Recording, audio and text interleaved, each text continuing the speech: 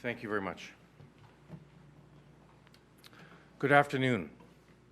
We are here to provide an update on last night's firearm discharge at Temple Emanu-El in North York. At approximately 10:49 p.m., officers from 33 Division responded to reports of gunshots in the area. When they arrived, they located multiple shell casings at the front entrance of the synagogue, along with evidence of gunfire, damage to the building. Thankfully, the synagogue was closed at the time and no one was inside. There were no injuries. There were reports of a vehicle leaving the area shortly after the shots were fired. Investigators are actively reviewing video footage and canvassing the neighborhood for additional video and witness information. At this stage, we do not have a suspect description to release, but we will provide updates as soon as we are in a position to do so. This investigation is being led by our Integrated Gun and Gang Task Force in close collaboration with our Hate Crime Unit. We are approaching this with the full resources and seriousness it demands. Let me be very clear. A shooting targeting a place of worship is totally unacceptable. It is alarming. It is something we treat with the highest priority. I know that incidents like this create fear and anger within the Jewish community. We recognize that this does not occur in isolation. Members of Toronto's Jewish community have been experiencing a deeply troubling rise in anti-Semitism, and we see the impact of that every single day. Since October the 7th, 2023, the Toronto Police Service has made 309 arrests and laid 858 charges in relation to hate crimes. In 2026 alone, 22 anti-Semitic occurrences have been reported so far.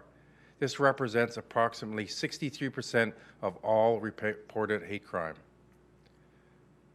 These numbers are not abstract. They represent real people and real harm. Our commitment is clear. We are doing everything within our authority to protect Toronto's Jewish community. We have maintained an increased police presence in Jewish neighborhoods and around places of worship and community institutions since October 7th, 2023. And at the outset of the military actions in Iran on Saturday, we further increased our visibility and patrols, knowing this geopolitical event would have local impacts. Our intelligence teams are continuously monitoring global events and assessing any impact they may have locally. We are working closely with our policing partners and with community leaders to ensure information is shared quickly and appropriately. I also want to address misinformation that is circulating online. We have not released details about the type of firearm used, nor have we confirmed who may be responsible. Speculation and unverified claims only add to the fear that the community is feeling. If you have any information, video or evidence, please contact the police so it can be investigated properly. If you want to help us find those responsible, it's important to bring information or evidence to the police, rather than simply posting it on social media. If you want to contact us, please reach out through 33 Division, which is 416-808-3300, or anonymously through Crime Stoppers Toronto. This investigation is active and ongoing. We will continue to update the public as we are able. We're now able to take your questions.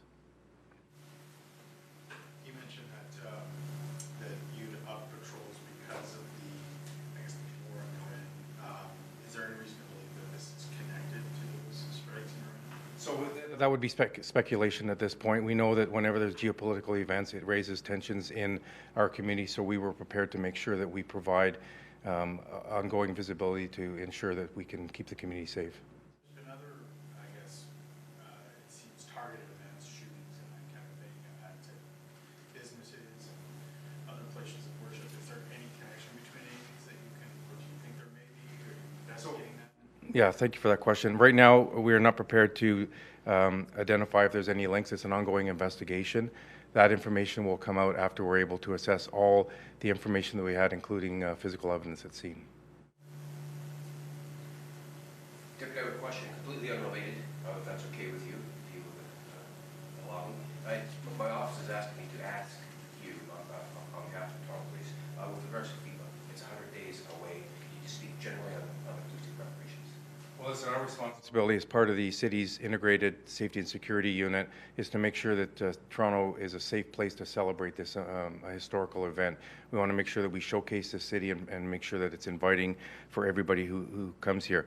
What I can tell you, Steve, is that we've been at this for a better part of a couple of years to make sure that all considerations to make sure this event runs smoothly is undertaken, and we are in in partnership with folks locally, nationally, and internationally, including all levels of government. So there's a huge amount of prep work that's being done.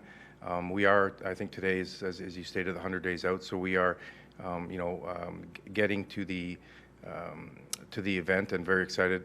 We feel that we're ready to take this on and showcase our great city. Just wanted to clarify one thing about the shooting. You mentioned there was nobody in the synagogue at the time. I think the rabbi said this morning that while there was a service that had ended, people had left, the lights were up, but there were still some, maybe people that worked there or were still inside. Is there any reason that with that? Is that true or? So I don't have that information. What I do know is that they had an event about 2 hours earlier, and folks were cleared out of the synagogue by the time that this targeted shooting occurred. I don't have any information to say that there was anybody specific in, in the synagogue. A lot of these facilities do have maintenance staff and those that are around, but I can't tell you if that in fact is the case here.